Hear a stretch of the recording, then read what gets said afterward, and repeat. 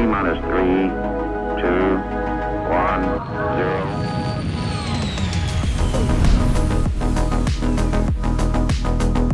0. Hello, my friends. Welcome to the Launch Sequence Podcast. Got you for another week to talk about a little bit of Star Citizen, and today we're getting into combat in a way with somebody I haven't gotten to have on the show in a while. You took a little bit of a break from the game, did you not?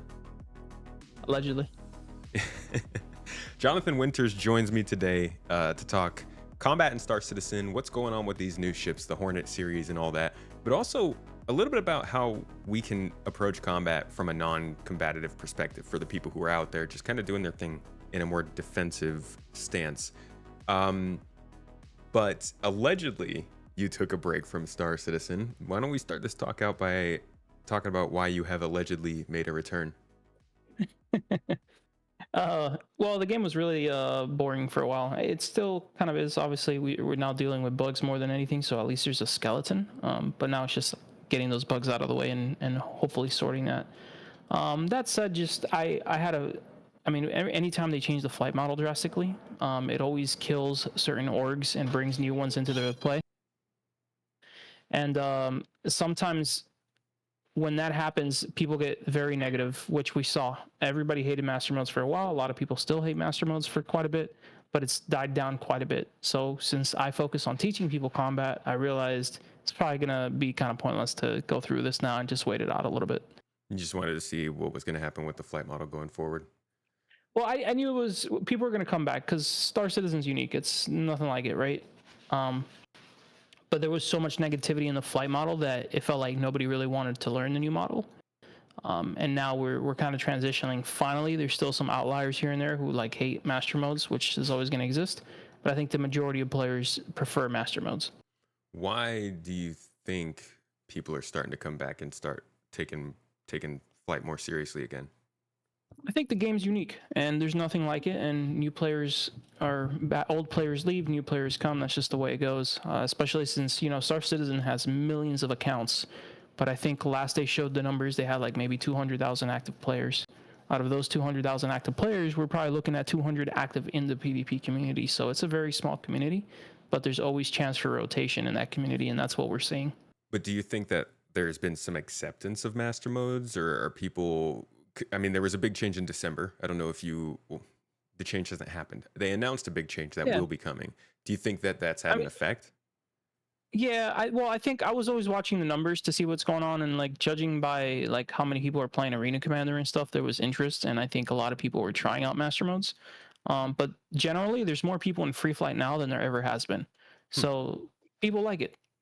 Okay. Interesting. I wonder how that's going to shift when the I lost my camera, but fear not, guys. It's the voice that matters here. I wonder how that's going to affect the actual the acceptance of this change that they have coming to master modes, essentially stripping it away and making it into the operator modes, kind of like how things like mining or scanning are operator modes.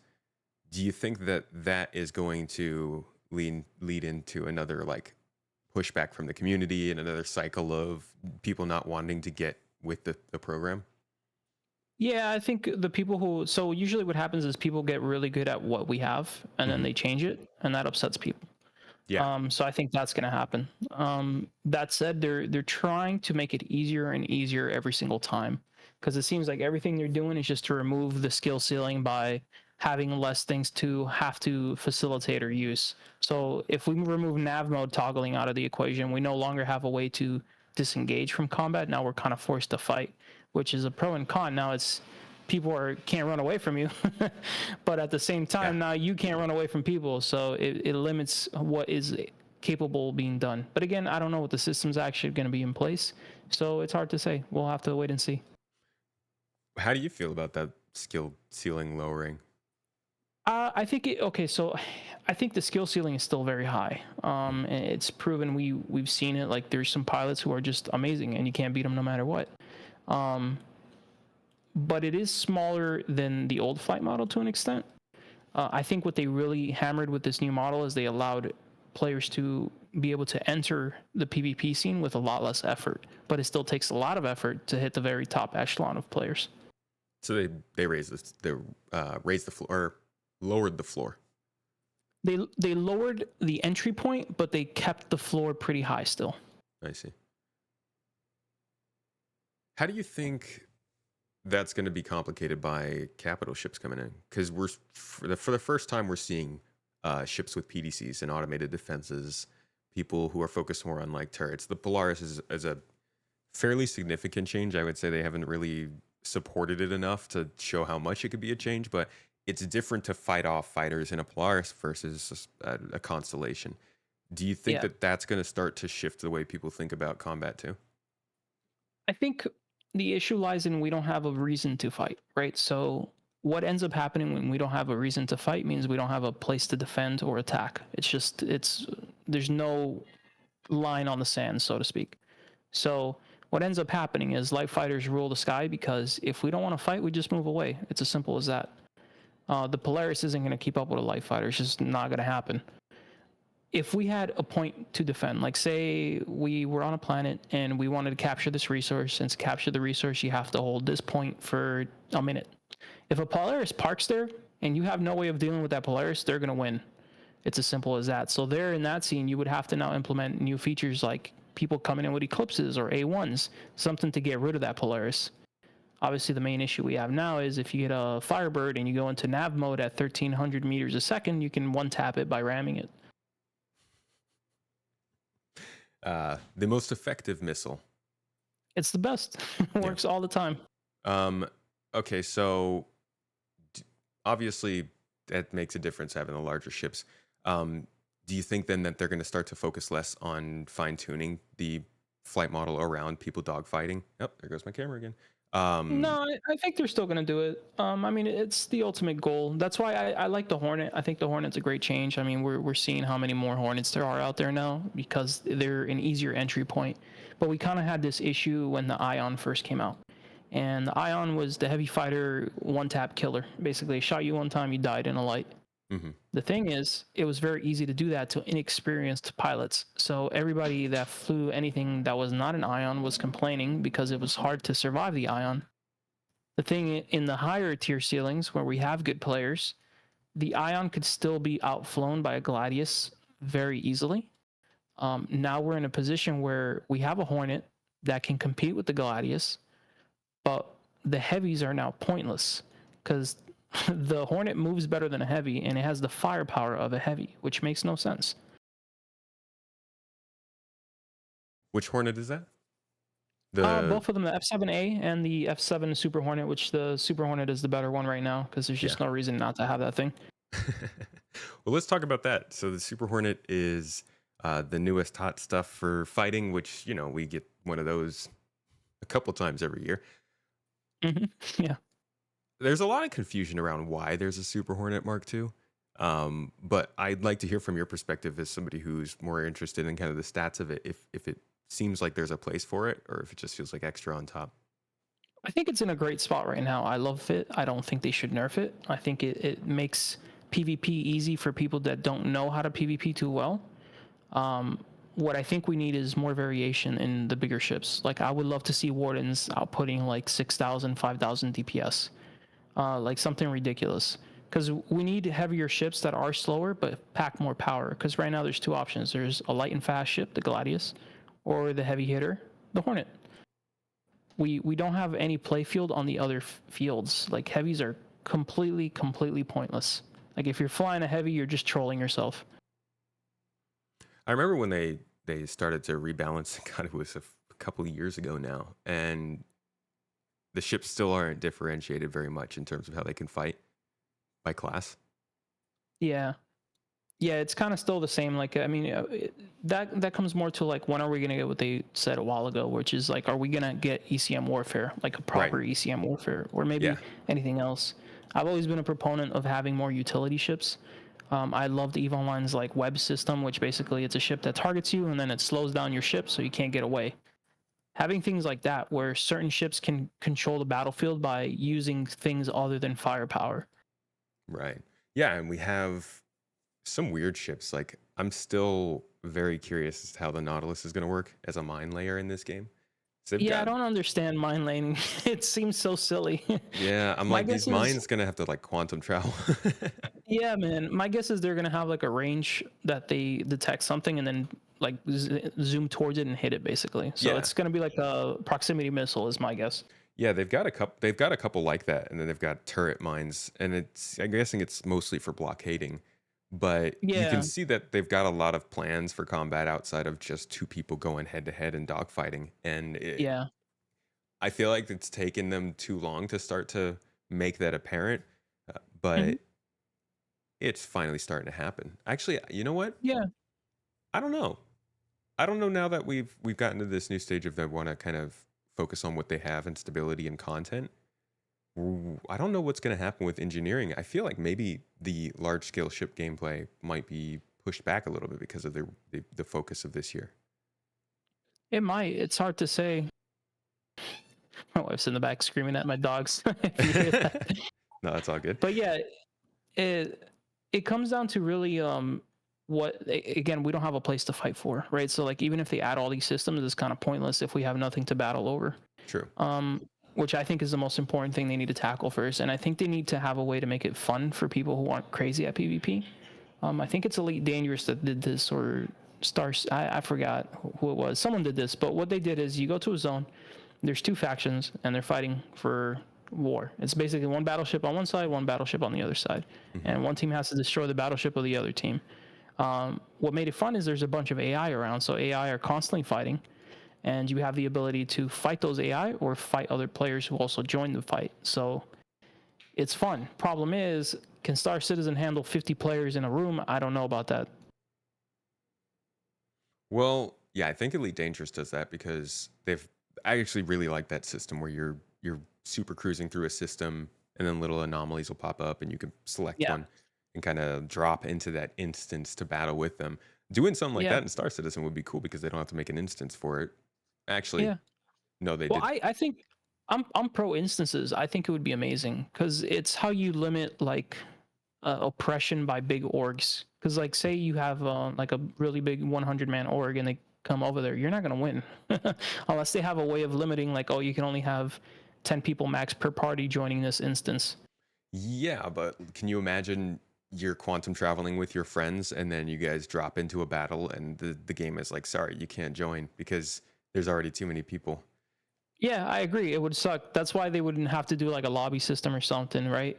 But like it's to counteract the fact that, and we see this in MMOs of all kinds. It happens a lot in Throne and Liberty, where you have these orgs that become the superpower in the server because they just have the most members, and then there's really nothing any other player can do. This is a way to like kind of facilitate smaller scale guilds to have fun and still enjoy these fights. Granted, it So kind of goes against the essence of Star Citizen and open world, but you know, there's give and take in certain things. I do think that they're going to do some kind of instances for that last Citizen Con. One of the things that they listed under the instances in their sort of end game content slide was fleet battles. And I think that's kind of the Ooh, same thing that we're talking about. It's like you're flying yeah, I around remember and that. you see an anomaly out there and you can drop into it and there's a fleet battle going on that maybe is, I'm wondering if it won't be locked off to people so anybody can happen into it. It's just that they'll be so random that you don't see hundreds of people pouring in. Yeah, I'm But curious how they're gonna handle that. My guess is knowing Star Citizen, it's gonna be very PvE focused, which even that I don't mind. yeah, Because I think it would be fun. But I think there should be like a notification or something on the server so people have the ability to like be like, oh, I want to participate in that. yeah. Well, yeah, I don't know about that because that Yeah, just it's turns it into rough. a dynamic event. You got to Yeah, have yeah, those just little like things that Xenothreat. Yeah, people can miss. yeah. Oh, I see where. Yeah, yeah, that's true. Yeah, it'd be Um, interesting. I don't know how they're gonna handle that, but I think it would be really cool to have something like that in place, just so there is something else to fight for. you guys, you have an org, right? No, no, I just play with random people all the time. Oh, I thought your group that you're doing like basically your tournaments and fights with is just anybody can join. Yeah, so what I host is it's the Split Rollers, and basically it's a community in the Discord where what we do is we just have people from multiple orgs. Like you can actually join and like represent your org, so you'll get org Yeah. tags, and like everyone on the side panel will show their orgs. So it's a good way for people in different orgs to find each other and fight and practice. But our goal is to have a community for PvPers rather than be a specific org to like say, oh no, this is us, you can't join or you can or whatever. When you say PvPers, does that mean exclusively just PvP, or is this anybody who wants to No. ever just know how to Yeah, fight? anybody that wants to learn. We get new players every now and then. Like we just had a recent one that joined and he's completely new, he doesn't know what he's doing. But we help him through the steps, right? Like we make sure his settings are in place, make sure his controls are optimal for whatever he wants to learn, and then as he plays with us, he learns. Do you ever get people who come in there and they're like, I don't really want, I'm not doing this to fight people, I'm just doing this so that I'm better at fighting? I think everyone that joins is because they want to get better at fighting. It's not necessarily that we want to be the best or like we are just into murder hoboing basically.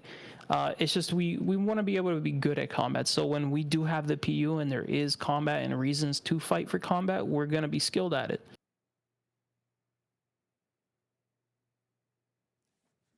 I wonder how many people would be more open to combat.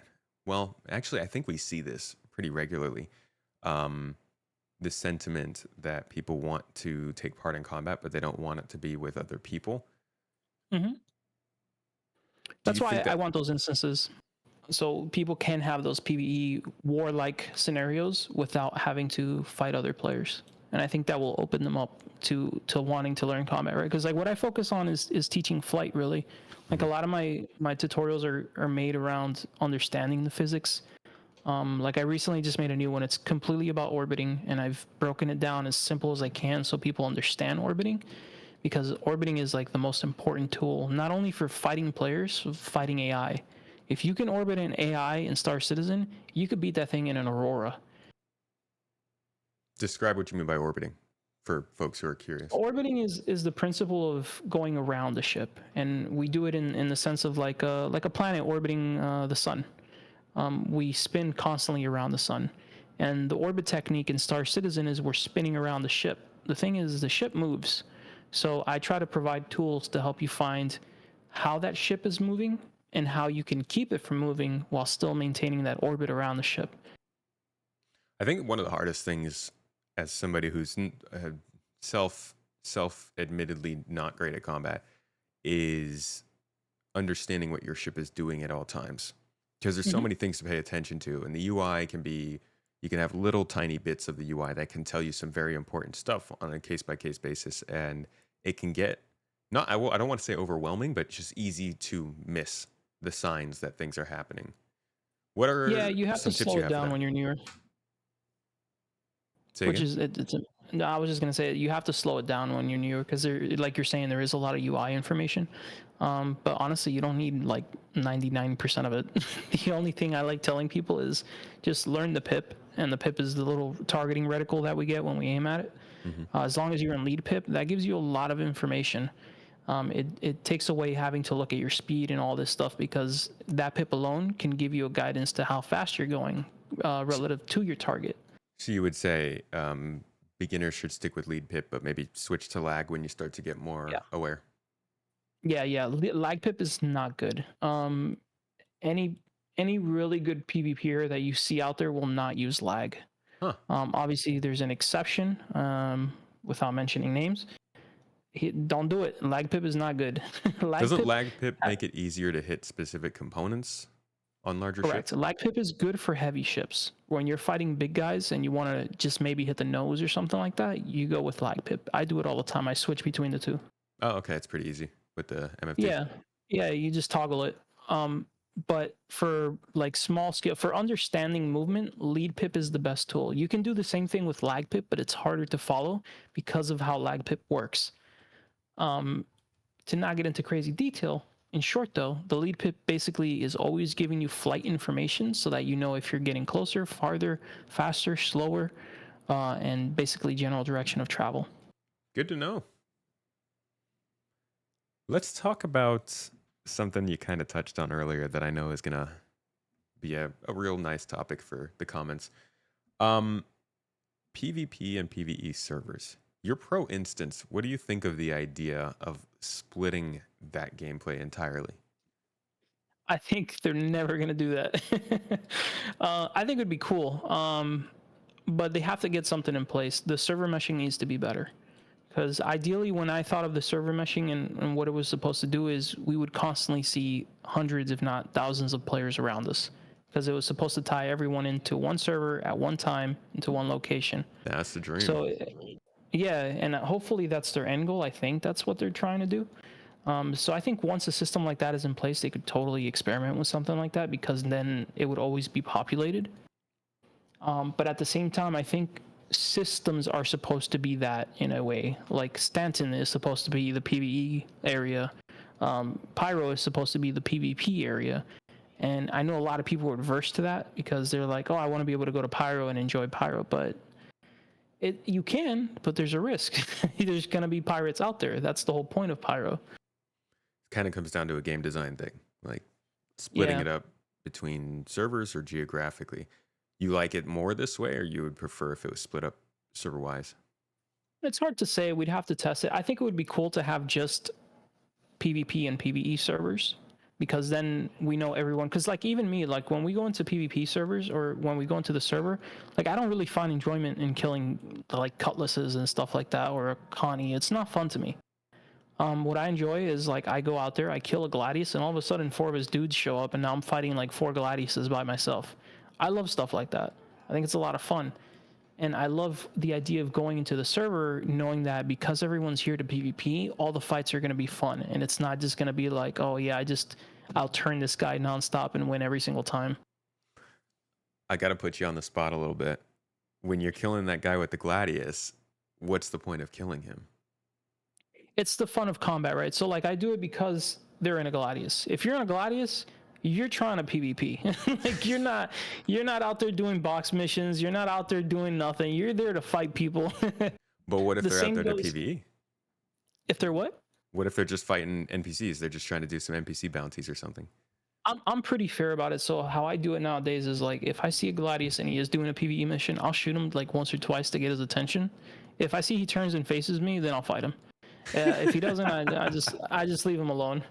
But I do it all the time. I was just earlier on Monox, dude. I was out there and like there was this. I think it was a Zeus, and I shot him in the back once, and he was oblivious to me. I was like, this guy has no idea. See, that is a problem. But I feel like you're basically just being the guy running around the city punching people in the back, waiting for somebody to like defend themselves. Yeah, but see, like it's not a big deal because like we have shields. It's not like it hurt your engines or anything. It's like a quick tap. It's like, oh, he's there. True, oh, okay. True, but I do think that it changes the culture of the game itself. If every first interaction people has is getting shot, then people start instead shooting instead of say talking first. And I'm not gonna blame you because the VoIP system is horribly broken. But yeah, exactly, that's what I was going to mention is I wish we had a better VO. See, like my stuff is like what I do now is obviously teach, right? But like I love VoP or VoIP based communication. I love, like, for example, there's this guy Burnt Peanut. I recently discovered him. He's a Tarkov player, and all he does is like VoIP people, and it's the funniest thing to watch because it's fun to get those PvP encounters with the voice. It's what makes it play fun. Yeah. We need that in place. We need like a megaphone on our ships, and we should be able to yell to any ship that's near us at all times. It's going to be such a complicated thing to deal with because people are going to abuse it. But yeah, we need a way to be able to easily communicate between ships, and we need that fast. Yeah. Like it can't continue like it is where nobody can really communicate or like tell someone, hey, I just want some of your cargo. The hail target is there for that, but it's so complicated. Like, who's gonna go on their MFDs and hail every ship they go into? Like, just let me yell at somebody. Like, well, I mean, I would have loved. It should be easy too, though. Like you're saying, it's so complicated. It should just be a one button. I mean, I think the hailing is fine. It would be the same thing, right? You show up on their dashboard and your voice plays through your speakers, but it doesn't even. Sometimes you hail someone and like it's your legs that show up on their dashboard. It doesn't even show your face. Yeah, they don't hear your voice. It's just terribly broken. Yeah, that's why I think a megaphone system would be better. I think it's just easier to code. Just having someone near, like, it's realistic too. Like, a ship could have a megaphone on it. Who cares, bro? Just make it fun. Unfortunately, I don't know if those work in space, but it's 2950s. Yeah, well, there's ammo we maps, can figure it and out. who knows? They got weird. Maybe I could like spray sprinkles into space, and then that sends the sound through. Who knows? Nice. I like that. I'm just gonna fire sprinkles at you very quickly. Or you know what would be cool? Like a tether chain. You shoot them with a little rope. It just lets you communicate like those old cups with the Just pluck rope the on it. rope to send Yeah. some signals back and forth. I do think though that you're treading on a line that a lot of people do in Star Citizen, which is that a combination of the game is supposed to encourage player interaction. There's a lot of reasons for there to be PvP. We don't have good communication systems, and everybody is super bored. So Yeah. you get this situation of, like you said, you don't have anything to fight over. So you guys are just going around looking for people to fight. I'm sure you end up Mhm. running into folks and accidentally killing people who don't really want to fight, but sort of end up do. And I think this is a No, part. I would say it's never accidental. If you kill someone who doesn't want to fight, you know what you're doing. Because I mean, it's very easy to shoot once and see what their intentions are. What I mean by that is some people will shoot back even though they don't want to, Right. and so But they'll be see, I dragged into always a fight. this comes like I'm the minority. It used to be the other way. I'd go around murder hobo everybody because stream content, right? But lately I do it differently. If I shoot somebody, they turn around and they start shooting at me, and I see that if I move just a tiny bit, they can't keep their guns on me. I'll ignore them completely. I'll be like, all right, I'm sorry, dude. Go back about your business. Whatever it might be, though, the way that it goes, the fact that you even have to do that is just a nature of the way the game is right now, right? At some point, Yeah. you would be living happy with the amount of people who are trying to come and fight in like hot spots that you know about. Yeah, like I think it's fun, man. I love getting chased down by people. I think it's fun because again, I want a PvP. I want people to give me a challenge to like fight for. And just we don't have that system in place. Yeah, that is true. Let's go back to the flight model and combat itself. You mentioned orbit and that being a really critical way to kind of maneuver around in the game. What is something else that you feel like people are really missing when it comes to the Star Citizen flight model and combat between other players? Everybody presses forward way too much, and that's why they can't get close to ships. We have a tendency to believe that as long as we're pressing forward on the gas, we're getting closer. That's not true in space.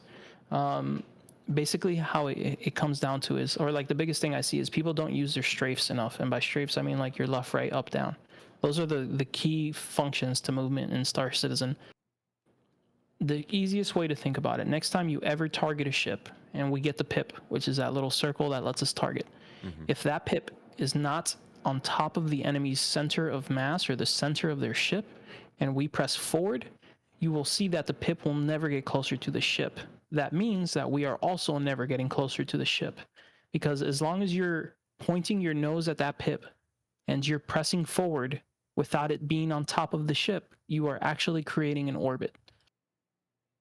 Which is good, right?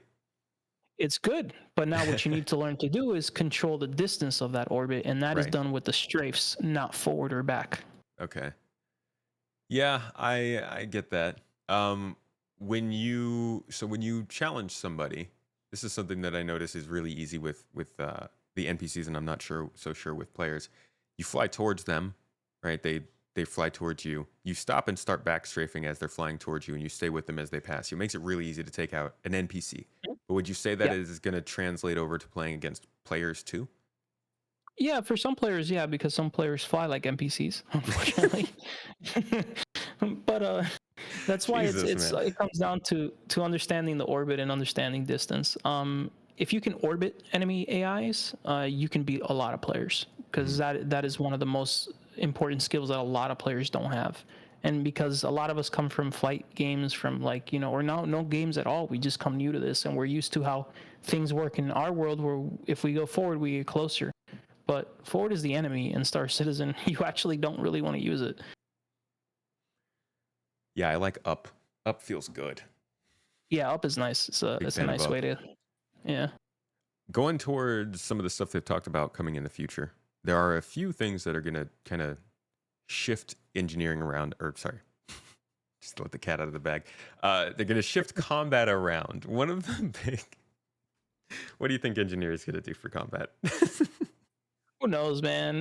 They have all these plans. I think they're trying to be more like what is it, barometer or barometer? I'm not sure. I think it's barometer is how it's pronounced, but I don't know what they Barometer, actually call yeah. that game. It's that game where you're like you all crew in a ship and you kind of repair stuff. I'm hoping that's what they want to do. Obviously, the main concern we all have is like, is it just going to be a click and you're done, or is there some like depth to it? Oh, you're I talking think about borrow trauma. yeah, borrowed trauma. That's what it is. Yeah. Okay. So I think off the cup, like how they should start, it should be simple. It should be like click and done, just to simplify, get it in place so we can test it. And then as it progresses, they should make it fun. Like you should have to rewire a diagram or something crazy like that. Something to make it more entertaining. Yeah, that's fair. I want to ask this as somebody who's in combat a lot.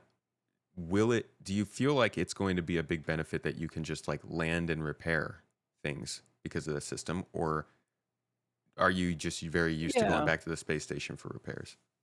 I think complexity should always be an option and simplicity should always be the forefront. What I mean by that is, let's take hauling into account. Some people love going to a station, buying some cargo, and grabbing 200 SCUs by tractor beams one by one and painfully putting them in your ship. Some people don't like that. Some people prefer the option of, let me go here. Hey, NPC, I will pay you 100K credits to load this all up for me to save me time. Yeah. I think that option should be in before we go into complex options.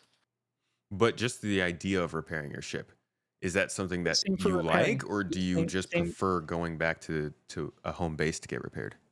I think it's the same for repairing. I think the complexity should be there if we want to be money efficient. But I think if we want to save time with money, we should be allowed to instantly repair, or not instantly, but at least a timer or something where the repair is done by nanobots or whatever the heck they want to do. Are you somebody who just likes to do dogfighting, or are you interested in the larger ships? I'm pretty much a Bob, dude. I have PvP on the side, but I love vultures. Okay. I'm a huge salvager and prospect miner. Prospect mining not so much anymore because they've killed it. Why is your content so combat focused then? Because I like teaching, bro. Not enough to teach and salvage, huh? Yeah, no, it's simple. I mean, no, I made a vulture tutorial recently. But you know, my community is more PvPers, so they want to see me like teach PvP and stuff like that. And I just enjoy it. I like teaching people something they don't understand, because Star Citizen is hard, man. Like it's really complex, and I think it's fun to teach that to players because there's a lot to learn, and it's not just about like going out to PvP. I think flight in and of itself is fun in Star Citizen when you understand it. Yeah, it is. I'm really interested in what it's going to do for as we progress and we're able to get ships like a Constellation or a Paladin or even like a Perseus, and just being one of the people on board that ship who can either fly the ship, be in a turret, or be repairing stuff over time. I'm really excited for that kind of gameplay. I agree. I know a lot of people who love that stuff, and I think it's great to have. It opens up the doors to a lot of players because some people don't care for flying. And the same like me, I don't care for FPS. Yeah. I love FPS games. I grew up with them. I'm huge on them. But SC's FPS is so bad that I want nothing to do with it. So that sounds like you're admitting that the flight model is good. Yeah, the flight model's in a fun place because in an FPS game, you really have to have good server tick or like really good latency or no clunkiness, and Star Citizen has all of those issues, which is why it feels really like absurd. Let's talk more about some of the things that they might be adding into that flight model or that combat scene. The Maelstrom system is probably going to kind of introduce armor to the ships, which will likely change up the way that we receive damage. I think they've already talked about this with engineering, actually having like a hull HP. What are your thoughts on how that will go when they add that into the game? I think that's cool. They just really need to buff ballistics. Ballistics have been in a horrible place for a very long time. Is that because their damage isn't high enough? They don't have enough ammo. The damage is great. The ammo is abysmal. Also, the weapon speeds kind of suck because they're way slower, so it's easy to like just kind of kite them and just stay away from them and let them run out of ammo.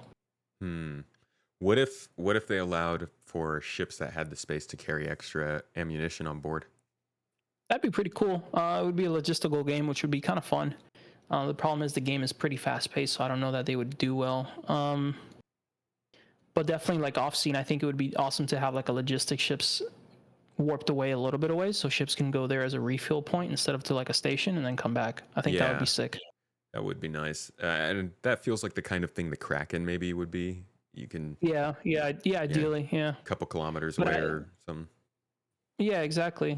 But the other thing I was gonna say with ballistics is that like they're, I feel like Elite Dangerous figured it out, and Star Citizen is trying to be event of the wheel. Like it should just be lasers are good against shields, ballistics are good against hull, but you cannot like penetrate. Because I mean, what's the point of anybody running lasers if ballistics just penetrate shields? Like it doesn't. There's no point. Well, what if the ballistics penetrate shields but take a lot of damage away? Yeah, that too. That could work. As I long as think there's that's some what they're mitigation doing. from the shield, so there's a reason to have mixed varieties, that would be ideal. I think that's what they said they were doing. It takes like, Is it? I don't know. I haven't kept up with it. yeah, I mean, Currently, I know anything it can doesn't work change. that way. Currently, it's just full penetration.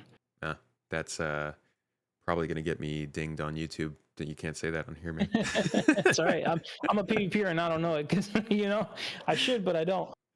But I'm very about like what we have now. Like this is just what we have. This is what we're working with because things change. We don't know what they're gonna do in the future. And it's just I go off what we have now and play for now rather than what if. I feel you. Yeah. And that fits perfectly with this question that I have coming up, which is really on theme with the rest of them. But what about what if control surfaces come in and change things up? Because that's going to really mess up the atmospheric gameplay that we're used to. Players aren't even going to be able, you know what I'm really excited for? Players aren't going to be able to just float there over your outpost, looking down and doing crap all because you're running around and Maybe nah, it man. depends on the thrusters. So like it depends how powerful they make the thrusters versus how strong gravity is. I mean, ideally, if we go back to what they wanted in the past, they wanted to where if you don't have VTOL systems, you're going to struggle to do that. You're going to have to like fly or you're going to fall. Yeah. If they stick to that, I think that would be great. Now, is it a huge deterrent? I don't know because you can still kind of fly like this and fly sideways and just scan the area in Yeah. a circle. Yeah. And then when you find someone, just go up and down and strafe run. Yeah. So But at least it mixes things up a little bit. I agree. I mean, I think atmosphere flight would be fun because it would now make it where like you go into ammo, it feels more like a flight game. You go into space, it's not a space game. Yeah. You think that's pretty important that they nail an atmospheric? A lot of people would be like, why are we worried about an atmospheric flight model? This is a space sim. Yeah, I mean, I think it would add to the complexity and diversity, which is fun. Because I like low entry, hard ceiling, which is what they're moving towards. But I think atmosphere is easy for us to understand. So I think a lot of people would pick up atmosphere much easier than they would space. Okay. Well, we'll see how it goes. I've run into a lot of mountains, man. Hey, we all have at some point. Let's see. How much do you think that the average player needs to know about staying safe in dangerous areas? Like, what can the average, or rather, should somebody be able to dogfight no matter what? I guess also a salvager. Do you feel like your fellow salvagers should be able to fight people off in their vulture? Like, what should be combatively expected of people who are just all out not interested in combat? You don't have to be at all. What you do have to understand is situational awareness. You have to fly smart. You have to use stealth components if you want to stay away from PvP. Like when I do vulture runs, I have stealth components. I turn off my shields, my guns, and I lower my propulsion to like one power brick. The reason for that is I want as low as a signature as possible, so nobody ever finds me, and then I never have to PvP. The biggest thing I see people do as an error is they come out of their hangars and they sit there just waiting for someone to come and kill them. Like you cannot stay stationary in space. Get out of your hangar and fly somewhere. Then you can warp somewhere and stop your warp midway if you want to, and then you can hang out there all day because nobody will ever find you. But it's about not staying in hot areas for so long, and by hot areas I mean like where players go. Yeah. Like I'm not going to go to Shepherd's Rest and sit in Shepherd's Rest and not expect somebody to come and show up. You have to be ready to move. I had a lot of fun at Shepherd's Rest today. Yeah, that place is a blast. Good Lord, man. I literally sat there running around on foot for like 20 minutes while this person just combed the area, doing nothing but looking for people to shoot on the ground or like dead ships to shoot on the ground. I'm like, that's what happens when you're a streamer, dude. If they know you're there, they're gonna chase you down. I don't think they knew I was there because they ended up flying away. I think they hoped that people were down there, and they just wanted the kill. They wanted the blood. Yeah, man. Well, part of it is everybody knows that right now Shepherd is like the hot spot to make money fast because of that mercenary mission. So like usually people go there because yeah, we can make money, but we can PvP while we're there. That's what it's become. If you want to be safer, like there's a lot of other planets that have missions and nobody goes to them because they're not known. Yeah. But you go to Shepherd's Rest, you go to like the one in Monarchs. All the major like planets have one of those mercenary spots. If you go to those hotspots, you're gonna expect players. Also, it feels like Pyro 1 and Pyro 6 are just generally less popular. Yeah. Those are pretty empty. Some of the there's an outer one. I forgot what it's called. It's like on the east side of the solar system. Not that we have like east west, but it's like on the when you open the map, it's to the far outside. Nobody goes there, and I forgot what it's freaking called, but it's there. Terminus? Was it Terminus? I think it was called Patch City.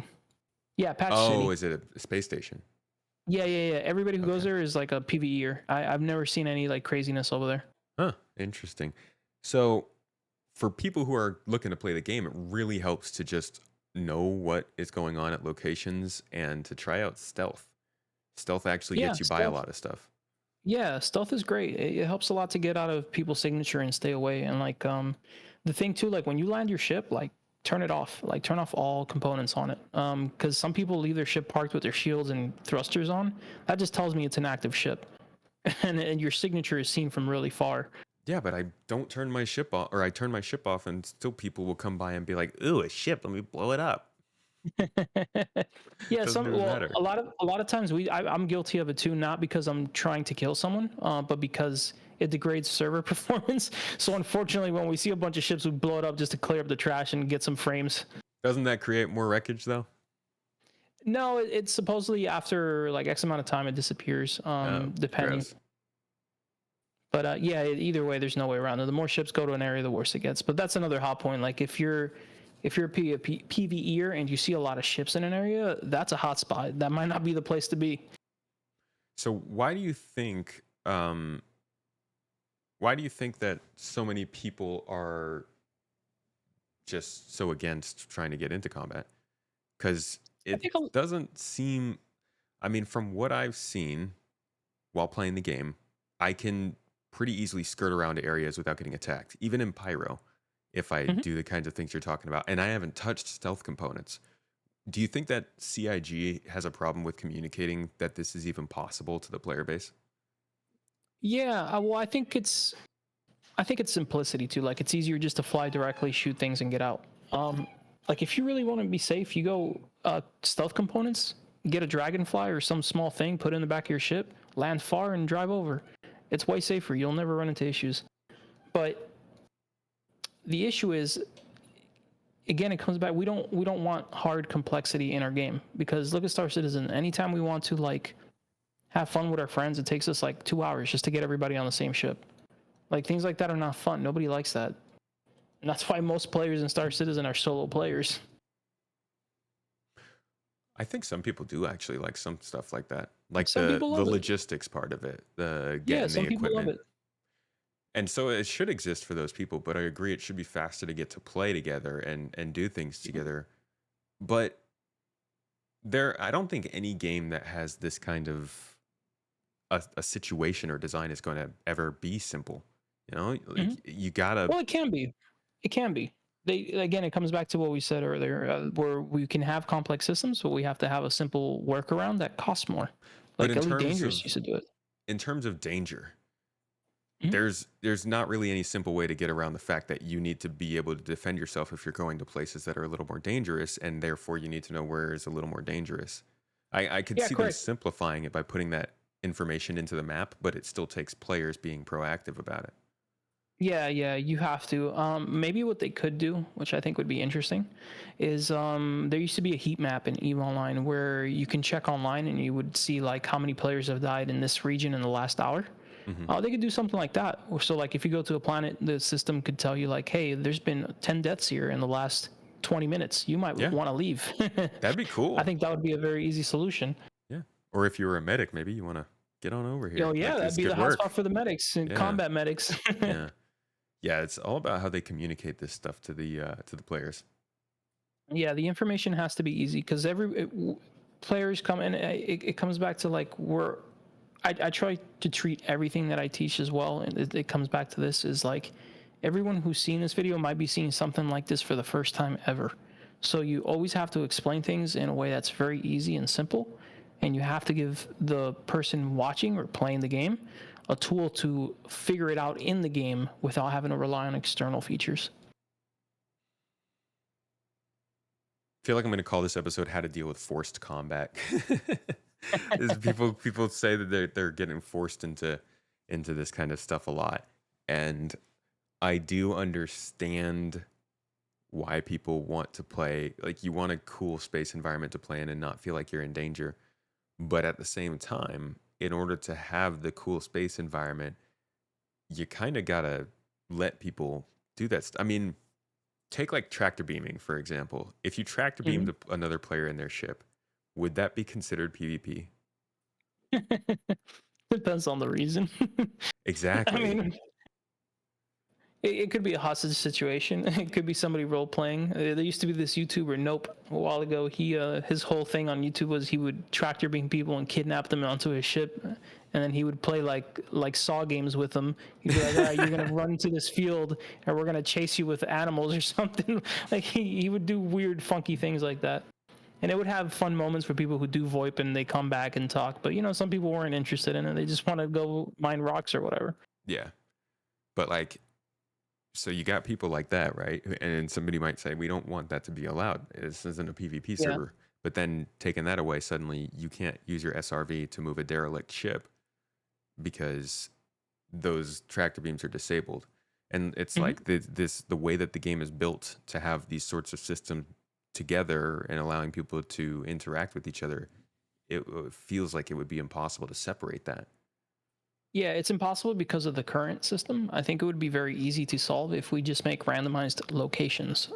We shouldn't have a shepherd's rest. The shepherd's rest should like spawn or despawn accordingly in random planets. Obviously, we want persistence, but the problem is persistence creates hotspots, and hotspots creates forced conflict because we know where you're going. You have to take that away from the player base so that they don't have to be forced into these situations. It's interesting because they used to specifically say we want to have hotspots because we want to make sure people know where to go. So you think that they're just not going in the right direction with that? I think they're going in the right direction because I like that there is hotspots for people that want to find those events, but there has to be risk reward. We should have non-hotspots that are low risk, and we should have hotspots that give a lot of reward but are risk. Agreed. And right now that kind of is Shepherd's Rest and Monarchs. Like you can make people are making like 15 mil in like a couple hours by exploiting those areas.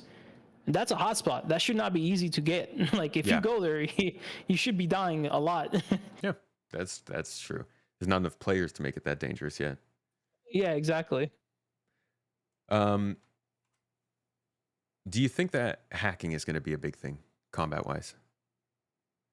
Who knows? I think it helps right now that a lot of us who play Star Citizen are older, and we invest a lot of money into this game. So we don't want to get banned and lose thousands of dollars worth of ships. I mean hacking in game, not like cheating. Yeah. What kind of hacking? No, because they talk that. a lot about like boarding action, hacking people's life support, stuff like Gotcha. that. Do you think is that a lot of interest to you, or do you think that's kind of like going to be an extra that people don't really dip into? No, I think that would be awesome. Again, it comes back to like the ECM warfare they wanted years ago. I don't know if they've kept up with that. But originally, that's what the Sentinel was supposed to be, the Vanguard Sentinel or Warden Sentinel. No, it is Sentinel. It was supposed to be an ECM ship. They gave it an EMP just to make it quick and easy. But ideally, that ship was supposed to have some kind of warfare that allowed it to maybe scramble like targeting systems or stop ships from getting away, things like that. I think it's their end goal. It just takes time to put those systems in place. Yeah, that's I love the Sentinel. It's actually the coolest looking Vanguard in my opinion. Yeah, man, that was a cool ship. They've also got the one that keeps getting delayed. Legionnaire. Which one's the Legionnaire? It kind of looks like a mix between the Halo and the Alien dropships. It What has the little like umbilical cord in the front, so you hack into a ship, you force it to to accept your docking permission. The Yeah. Pelican. Yeah. It's got that Pelican look to it. Yeah. Yeah, So I remember that thing. they've been building out the repertoire, the catalog of ships that are involved in this kind of gameplay. We've also got the Nautilus you mentioned, the Raven, Cutlass Blue, Mantis. There's a lot of ships focused on non-conventional warfare. Yeah. Doesn't seem like they can make it really an extra at this point. No, I think it is the plan. It seems like it is their goal, but it takes time. And you know, Chris likes to, Mr. Roberts likes to complicate things more than it needs to be. So it's gonna take a long time because he doesn't want to make an EMC. He doesn't want to make a hacking system.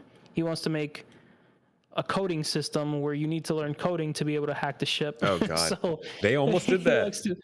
He likes to overcomplicate things. They were going to do something like that. And then at some point, I think a developer was just like, hey, we've got a much more fun way of doing this. Let's try this instead. And they were like, oh, okay. I don't want to learn Python to hack a ship in Star Citizen, dude.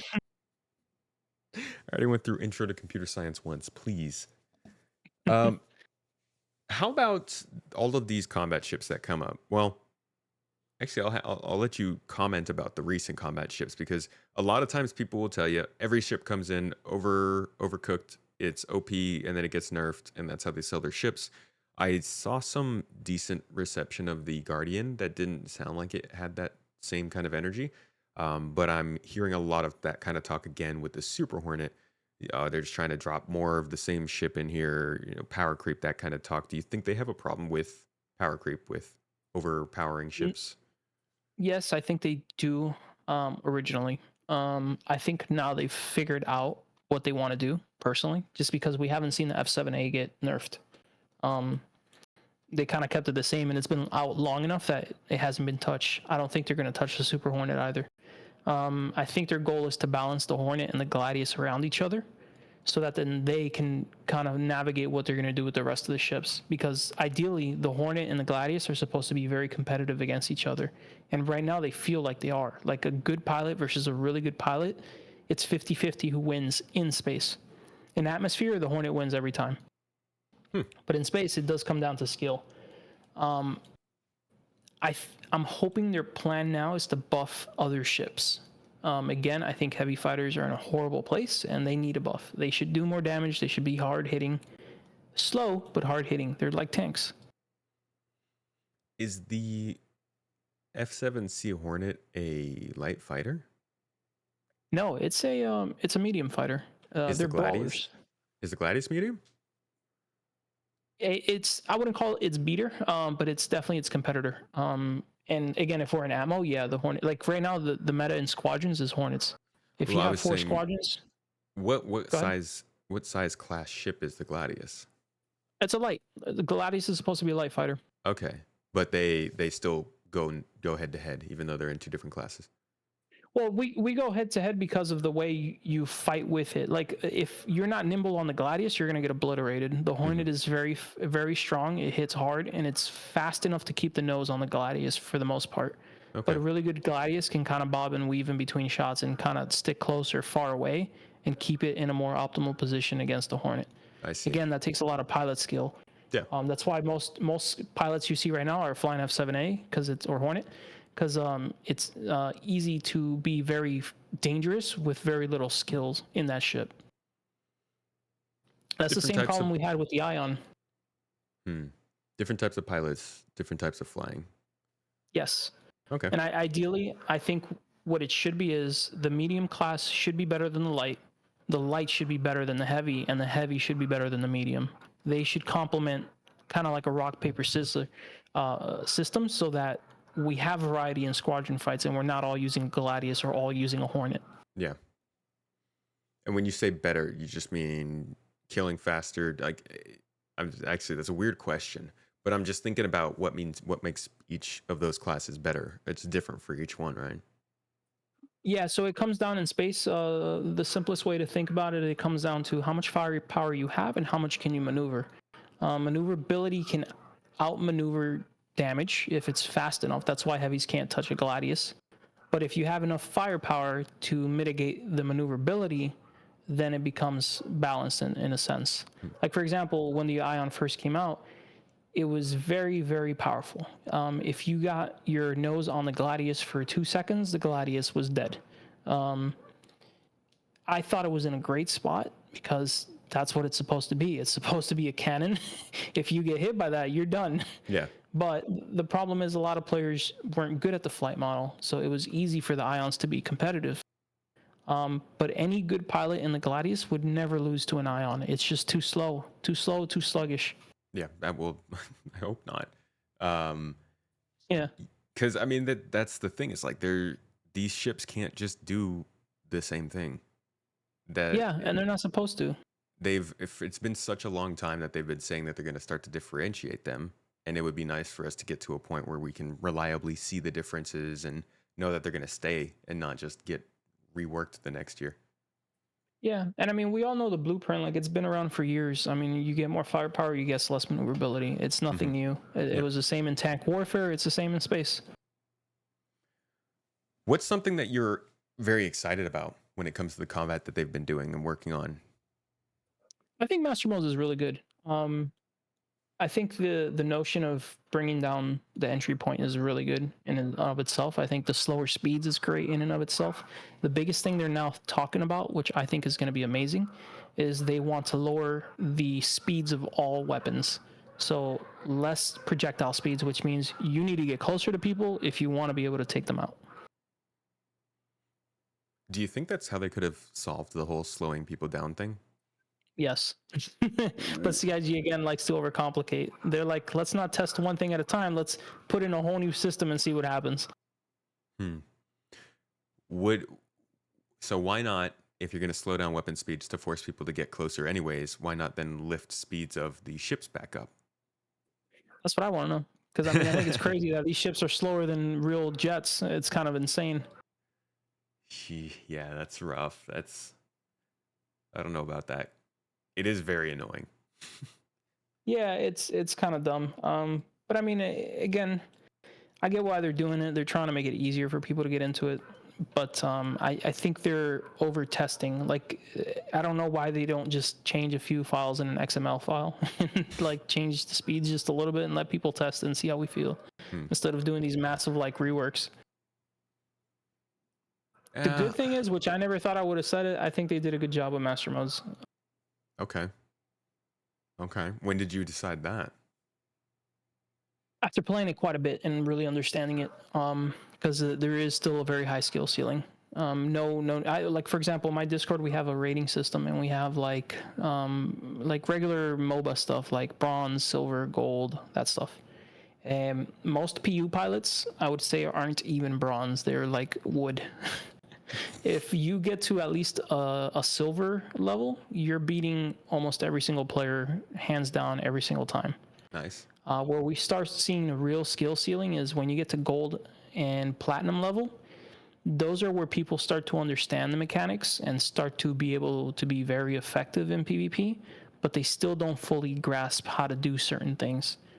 And that leads you into Diamond. Diamonds is like really good pilots that really understand the system, but they have a certain flight style or weakness. And then the final one is Ruby. These guys are the guys that put in tens of thousands of hours in PvP, and they just obliterate you no matter what. And how many people are in Ruby? Oh, lordy. We have maybe 40 Ruby pilots in total in Star Citizen. That's quite a bit. It is. They're out there, and they're not usually in the PU. That's why you never run into them. But they go in from time to time. Yeah. But for example, Shadow Moses is a great PvP org. They're probably the best right now. They have like 20 of those pilots alone. LR would probably be second place for me. They have maybe like, they've kind of died down recently because of the Master Modes change, but they have like 10, 12 of those guys. AVS, I think, has like maybe 5. Okay. Well, we got to get everybody up to silver, man. That I feel like that's a silver's mission. A must, bro. Like, it's easy. It's not hard to get to silver. You could do it in 2-3 weeks, like just with understanding some basic principles. Just got to get everybody open to at least trying it out. Yeah, it's a lot of fun. But again, PvP is not for everybody. Yeah, well, but I think it goes without saying that you're going to get attacked by NPCs too. Like, you need to still be able to shoot back at a computer.